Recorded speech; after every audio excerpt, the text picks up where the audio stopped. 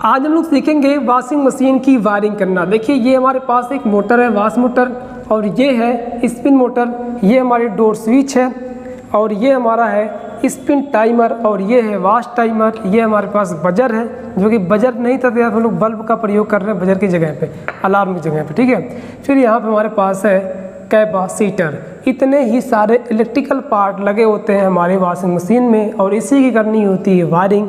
और ये वायरिंग काफ़ी आसान है, सिर्फ आपको ध्यान से समझना है।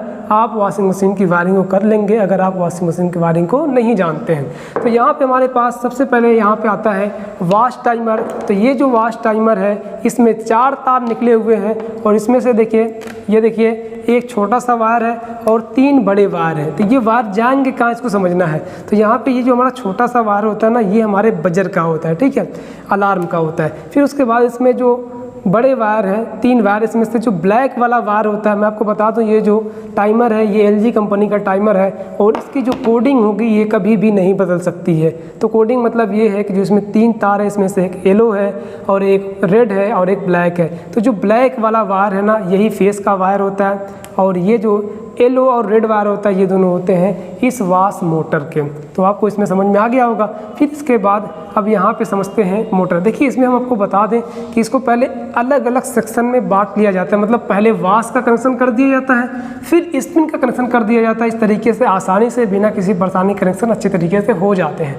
और इसमें भी देखिए हमारे पास जो कैपेसिटर है, इसमें भी 2 कैपेसिटर है। आपको बता दें कि जो भी वॉशिंग मशीन में कैपेसिटर होते हैं उस एक कैपेसिटर में ही 2 कैपेसिटर होते हैं। मतलब एक वॉश टब के एक वॉश टब के लिए होता है, मतलब वॉश मोटर के लिए, और एक होता है स्पिन मोटर के लिए।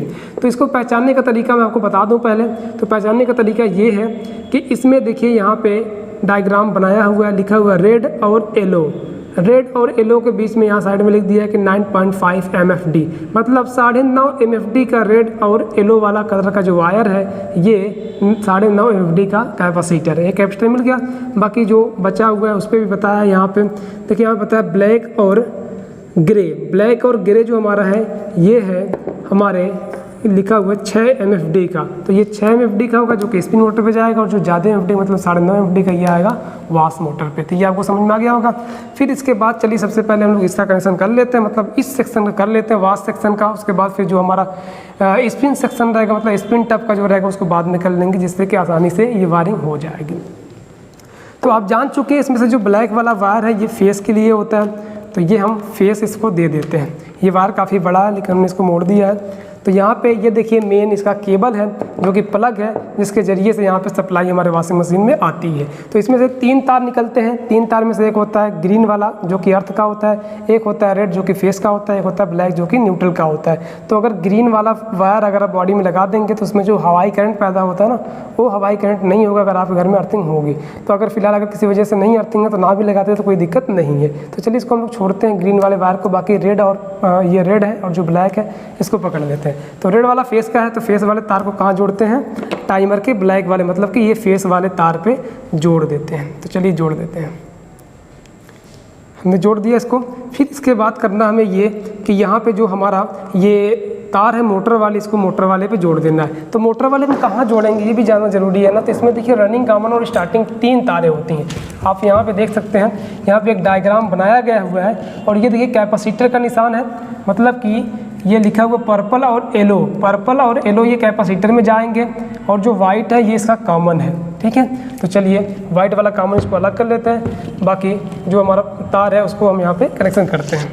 तो ये देखिए ये हमारा पर्पल और एक येलो वाला वायर है जो कि ये आएगा मोटर में, मतलब कैपेसिटर में। तो कैपेसिटर का ये तार हमारा है जो कि वॉश टब के लिए, वॉश मोटर के लिए 9.5 MFD का। तो इसको हम जोड़ देते हैं यहाँ पे, और इस पर भी कैपेसिटर जोड़ लेते हैं। चलिए ये जुड़ चुका है। और फिर यही मतलब कि रनिंग और स्टार्टिंग पे ही ये जो 2 तार हैं टाइमर के, वॉश टाइमर के, ये चले जाएंगे सीधा सीधा। कोई भी तार किधर भी जोड़ सकते हैं, इसमें कोई भी दिक्कत नहीं है। मतलब कि ये येलो वाला इधर कर दें, ये रेड वाला इधर कर दें, उसमें कोई दिक्कत नहीं होने वाली है। तो हमने यहाँ पे इसको जोड़ दिया, मतलब कि 3 तारें एक में जुड़ गई। एक मोटर का है, एक कैपेसिटर का है और एक टाइमर का है, ठीक है। 3 हो गया। फिर सेम इसी तरीके से इसका भी वही है, 3 हो गया, ठीक है। भरा नहीं है, मतलब वो फुल नहीं हो गई है। ठीक चलिए। तो अब यहाँ पे इतना तो कनेक्शन हो गया, इतना आपको समझ में भी आ गया होगा। अब इसमें से जो हमारे 3 वायर थे, 3 वायर तो कनेक्ट हो चुके हैं बड़े वाले, छोटा सा वायर एक बचा हुआ है, इसमें से जो निकला हुआ छोटा वायर ये चला जाएगा हमारे बजर पे। तो यहाँ पे एक ना साउंड रहता है, अलार्म रहता है, जो कि ये बताता है कि जब कपड़ा धुल जाता है तो 10-15 सेकंड 20 सेकंड बचा रहता है, तो यहाँ पे ये चालू हो जाता है और आवाज़ करता है कि कपड़ा धुल चुका है। तो ये एक संकेतक है जो कि बताता है कपड़ा धुल चुका है। तो यहाँ पे हमें क्या करना होगा कि ये जो बजर का जो अलार्म का तार इसमें छोटा वाला रहेगा, इसको सीधा हम इसमें जोड़ देंगे, ज्वाइंट अच्छी तरीके से कर देंगे। तो चलिए इसको इसमें डाल देते हैं, ये हो गया, ठीक है। अब फिर उसके बाद हमें ये करना है कि अब यहाँ पे आप समझ सकते हैं कि यहाँ पे ये हमारा आधा सेक्शन कंप्लीट हो चुका है। अब इसके बाद हमें ये करना है कि ये जो हमारा स्पिन वाला जो सेक्शन है, मतलब स्पिन वाला जो टब है, उसमें जो मोटर और टाइमर और 2 स्विच लगी इसका कनेक्शन करना है। तो जिस तरीके से फेस हमने इस बटन में दिया, मतलब इस टाइमर में दिया, सेम उसी तरीके से ये वाली जो फेस है, ये जो फेस है, ये फेस हमारे इसमें भी आ जाएगा स्पिन टाइमर में। तो यहाँ पर चलिए इसको जोड़ देते हैं। यहाँ पर हमारे पास देखिए स्पिन टाइमर से 2 तार निकले हुए हैं और 2 ही तार स्पिन टाइमर से निकलते हैं, कोई भी कंपनी का टाइमर हो, इससे नहीं मतलब है। तो चलिए हम इसको जोड़ देते हैं। यहाँ पे एक तार, कोई भी एक तार लेकर के आप इसको डायरेक्टली जोड़ देंगे, कहाँ पे, जहाँ पे फेस होगा, मतलब जो हमारा फेस का तार है मेन केबल से, उस पर हम इसको जोड़ देंगे। तो चलिए जोड़ देते हैं। तो यहाँ पे हमने इसको भी जोड़ दिया यहाँ पे, मतलब कि दोनों टाइमर को फेस मिल गया। और फिर उसके बाद जो इसका एक दूसरा वाला तार है, इस तार को जोड़ देंगे। डायरेक्टली यहाँ पे आपको नहीं जोड़ना है, आपको सबसे पहले यहाँ डोर स्विच में जोड़ना है और डोर स्विच से फिर दूसरे पॉइंट आउट करा करके वहाँ पे देना है। तो चलिए इसको जोड़ देते हैं। तो यहाँ पे हमने जोड़ दिया। फिर इसके बाद इसके दूसरे पॉइंट्स आउट कराना है इसी फेस के तार को, और फिर यहाँ पे जो इसका रनिंग वाला पॉइंट रहेगा वहाँ पे देना है। तो इसको भी अब जोड़ना है कैपेसिटर में। तो आपको रनिंग काउंट स्टार्टिंग की पहचान करनी होगी। तो देखिए रनिंग काउंट स्टार्टिंग की पहचान ना 2 तरीके से कर सकते हैं। एक तो आप यहाँ पे देख करके, और एक मल्टीमीटर के जरिए से पहचान कर सकते हैं। तो यहाँ पे हम अभी फ़िलहाल मल्टीमीटर का प्रयोग नहीं कर रहे हैं और यहाँ पे इसके डायग्राम को देख के किया जा रहा है। तो यहाँ पे क्या है कि ये देखिए कैपेसिटर का निशान बना हुआ है, यहाँ पे कैपेसिटर का निशान, हाँ दिखाई सही से, ये देखिए कैपेसिटर का निशान बना है और इसके आगे लिखा हुआ ब्लू और रेड। तो मतलब ब्लू रेड वाला जो हमारा तार इसमें से निकला है, ये तार जाएगा कैपेसिटर में, और जो एक वाइट वाला है ये जाएगा हमारा कॉमन पे, मतलब ये कॉमन का है, इस पर न्यूट्रल चाहिए। तो जो ब्लू और रेड है, और ये बता रहे सप्लाई भी किस पे देने के लिए बोल रहा है, तो यहाँ पे देखिए बड़ा तार थोड़ा सा कर दिया है कैपेसिटर वाला, मतलब कि ब्लू वाले पे सप्लाई भी देना है फेस की। तो चलिए हम इसको जोड़ देते हैं अपने कैपेसिटर पे, इसके रनिंग और स्टार्टिंग वाले वायर। तो रनिंग स्टार्टिंग ये है, तो इसको हम डायरेक्टली हम अपने कैपेसिटर जो हमारा 6 MFD का कैपेसिटर है, छोटा वाला कैपेसिटर, इसको यहाँ पे हम जोड़ देंगे। ये कैपेसिटर का कोई भी तार कहीं भी जोड़ सकते हैं, इसमें कोई भी दिक्कत नहीं होने वाली है। तो चलिए यहाँ पे हमने कनेक्ट कर दिया और फिर उसके बाद इस वाले भी कनेक्ट कर देते हैं। तो ये हो गया, ठीक है। फिर यहाँ पे हमें अब ये काम करना है कि जो हमारे ये फेस की सप्लाई डोर स्विच में गई थी, दूसरे पॉइंट से आउट हो रही है, यही सप्लाई जाएगी हमारे रनिंग वाले पे। रनिंग वाला कौन है, ये ब्लू वाला है। तो इस रनिंग वाले पे हम इसको जोड़ देंगे, अच्छी तरीके से जोड़ देंगे यहाँ पे रनिंग वाले पे। तो जोड़ देते हैं इसको। तो यहाँ पे ये रनिंग वाले पे कनेक्ट हो चुका है। इतना हो गया। मतलब ये है कि जो फेस का काम था ना, फेस वाली जो सप्लाई थी, इसका काम पूरी तरीके से हमने ख़त्म कर दिया है टाइमर में दे करके, मोटर में दे करके, और यहाँ पे जो टाइमर के ज़रिए से जो हमारा बजर है यहाँ पे दे करके, मतलब पूरी तरीके से फेस का काम ख़त्म हो गया। अब बस न्यूट्रल देते ही हमारी वायरिंग पूरी तरीके से कंप्लीट हो जाएगी। तो न्यूट्रल हमें देना है इस मोटर को और इस बजर को देना है, तुरंत काम करना शुरू कर देगा। तो ये हमारा न्यूट्रल का वायर है, मेन केबल से निकला हुआ वायर न्यूट्रल का है, और ये इसका कॉमन है, और ये इसका वाइट वाला कॉमन है। मतलब दोनों के ये जो वाइट मतलब है जो कॉमन है, इन दोनों को आपस में जोड़ लेना है। तो चलिए हम जोड़ देते हैं, और जोड़ने के बाद यहाँ पे देना है न्यूट्रल। तो इसको भी न्यूट्रल चाहिए और इसको भी न्यूट्रल चाहिए। तो चलिए इस सबको न्यूट्रल दे देते हैं यहाँ पे।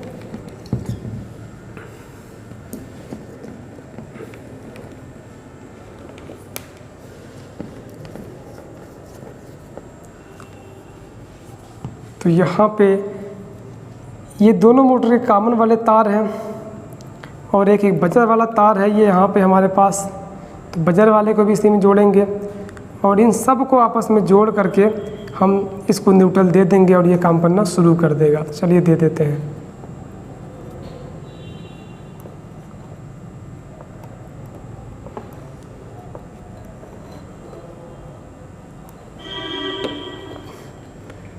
ये न्यूट्रल वाला वायर है, इसको हम डायरेक्टली यहाँ पे जोड़ देते हैं। सबको आपस में ला करके यहीं पे न्यूट्रल आपको दे देना है, बस ये वायरिंग हो जाएगी हमारी पूरी तरीके से कंप्लीट। तो अब यहाँ पे देख सकते हैं कि जो हमारी वायरिंग है ये पूरी तरीके से कंप्लीट हो चुकी है। अब इसको हम अगर चलाते हैं तो ये हमारा जो सिस्टम है, जो हमारी वायरिंग है, ये काम करना स्टार्ट कर देगी। तो चलिए अब इसको हम चला के भी चेक कर लेते हैं कि ये हमारा वायरिंग काम कर रहा है कि नहीं कर रहा है। तो यहाँ पे हमारे पास देखिए ये बोर्ड है, मेन बोर्ड यही हमारे पास है और इसी में हम इसको लगाएंगे प्लग को और लगा करके यहाँ पे इसको चलाएंगे। तो यहाँ पे सारे वायर सही तरीके से कनेक्ट हो चुके हैं और यहाँ पे इसको लगा देते हैं। ठीक है, यहाँ पे ये लग चुका है। अब इसके बाद हमें करना ये होगा, इसमें नाप लगाना है। तो यहाँ पे ये हमारे पास है नाप, जिसके ज़रिए से हम इसको घुमाएंगे। यहाँ पे मैं आपको बता दूँ ये डबल शाफ्ट का टाइमर, जिसमें एक सिलेक्टर है और एक टाइमर है। तो सिलेक्टर का काम होता है हैवी नॉर्मल करना और टाइमर का काम होता है टाइमिंग से चलाना इसको। तो इसको हम इस यहाँ पे लगाते हैं अपना। अब यहाँ पे करेंगे चालू। जैसे इसको चालू किया जाएगा तुरंत ये जो हमारा मोटर ये काम करना स्टार्ट कर देगा। तो इसको थोड़ा सा आप भी पकड़ लीजिए, इसको मोटर तो एक हाथ से पकड़ दीजिए। हाँ, तो अब यहाँ पे ध्यान से देखिएगा, सप्लाई हमने लगा दिया है और यहाँ पे जैसे इसको घुमाया जाएगा जो हमारा वाश मोटर ये काम करना स्टार्ट कर देगा। तो हम घुमाते हैं इसको, आप देख सकते हैं मोटर चलने लगा है।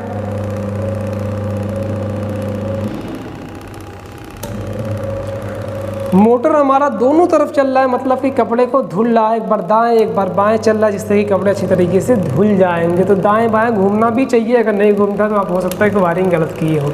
तो यहाँ पे दाएं बाएं अच्छी तरीके से एकदम स्मूथली घूम रहा है और यहाँ पे सप्लाई जा रही है। ठीक है, अब मान लीजिए कपड़ा हमारा धुल चुका है और धुलने के बाद अब ये क्या करेगा बताए, कपड़ा हमारा धुल चुका है। तो चलिए इसको हम धीरे धीरे बंद करते हैं और जब ये टाइमिंग कंप्लीट हो जाएगी, 10-15 सेकंड में बचा रहेगा टाइम, तो यहाँ पे ये हमारा जो बजर है ये स्टार्ट हो जाता है। चलिए इसको बंद करते हुए दिखाते हैं आपको, बजर स्टार्ट होगा अभी।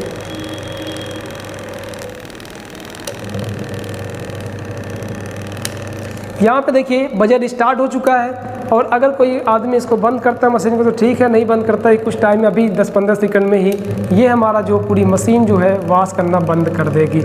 मतलब कि टाइमिंग पूरा होने पे ये मशीन कपड़ा धुलना बंद कर देती। तो ये बता रहा है कि हम अब देखिए यहाँ पे ये जो हमारा बजर था ये बंद हो चुका है और वॉश मोटर भी बंद हो चुका है। मतलब कि कपड़ा पूरी तरीके से धुल चुका है, टाइम के हिसाब से कपड़ा धुल चुका है और जिससे कि ये बताया कपड़ा धुल चुका है तो हमें पता जानकारी हो जाए कि हाँ कपड़ा धुल चुका है, अब हमें कपड़ा निकाल देना चाहिए। तो इस तरीके से हमारा बजर भी काम अच्छी तरीके से किया और ये मोटर भी काम किया। मतलब कि हमारा ये सेक्शन पूरी तरीके से कंप्लीट है।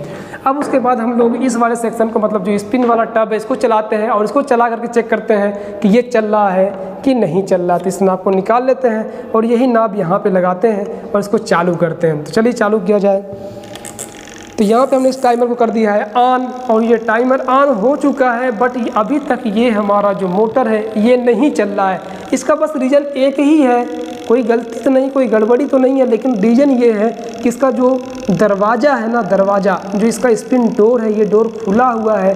जब तक आप दरवाजे को बंद नहीं करेंगे तब तक आपका ये जो मोटर है ये नहीं चलेगा, क्योंकि तब तक यहाँ पे सप्लाई नहीं पहुँचेगी। आप यहाँ पे थोड़ा सा दिखाइए, तो यहाँ पे थोड़ा सा दिखाइए। ये देख सकते हैं जो हमारी डोर स्विच है इसका कनेक्शन जो है हटा हुआ है, मतलब ये जिसका जो कंटेक्ट है ये हटा हुआ है। जब तक इसका कंटेक्ट बनेगा नहीं तब तक ये चलेगा नहीं। तो हम इसको कंटेक्ट बनाते हैं, यहाँ पे देख लीजिएगा, देखिएगा कंटेक्ट बनते ही उसको पकड़ लीजिएगा तो मोटर स्टार्ट हो जाएगी। ये देखिए, ये देखिए, दिखाइए मोटर, दिखाइए मोटर, दिखाइए आप पूरा सब दिखाइए, टोटल दिखाइए, यहाँ पर दिख रहा दोनों। अब यहाँ पे देखिए जैसे ही इस डोर को बंद किया गया ये कंटेक्ट बन गया, इसका सप्लाई आगे बढ़ गई और वहाँ पे हमारा मोटर जो है स्टार्ट हो चुका है और कपड़ा सुखाना स्टार्ट कर दिया। बीच में अगर कोई लड़का या कोई भी बच्चा या कोई भी आदमी अगर दरवाजे को खोल देता है, दरवाजे खोलते ही तुरंत ये मोटर रुक जाएगा। ये देखिए मोटर रुक चुका है, अभी ये फिटी इसलिए चल रहा था, अब देखिए रुक चुका है। मतलब कि इसलिए ये सेफ्टी पर्पज़ के लिए लगाया जाता है कि कोई बच्चा अगर दरवाज़ा खोल के हाथ डाल दे तो उसका हाथ फ्रैक्चर ना हो जाए कहीं, इसलिए दरवाज़ा खोलते ही ब्रेक लग जाता है। और सप्लाई कट हो जाती है, जिससे कि मोटर रुक जाता है। और जैसे ही दरवाज़ा बंद करेंगे आप यहाँ पे देखिए तुरंत मोटर स्टार्ट हो जाता है। तो इस तरीके जो हमारा स्पिन वाला सेक्शन है ये भी परफेक्ट तरीके से काम कर रहा है। मतलब कि ये जो वायरिंग हमारे वॉशिंग मशीन की है ये काफ़ी ईजी है, लेकिन इसके बहुत सारे तारों को देखकर लोग परेशान हो जाते हैं कि ये वायरिंग बड़ी हार्ड है, बड़ी ख़तरनाक वायरिंग, मतलब कि काफ़ी ज़्यादा तार इसमें हो जाते हैं, कई तार हो जाते हैं, इसकी वजह से लोग परेशान हो जाते हैं। बट ऐसा कुछ नहीं है, काफ़ी आसान है। आप 2 सेक्शन में बांट लीजिए, वाश को पहले कर लीजिए फिर स्पिन वाले कर लीजिए, आप आसानी से वायरिंग कर लेंगे।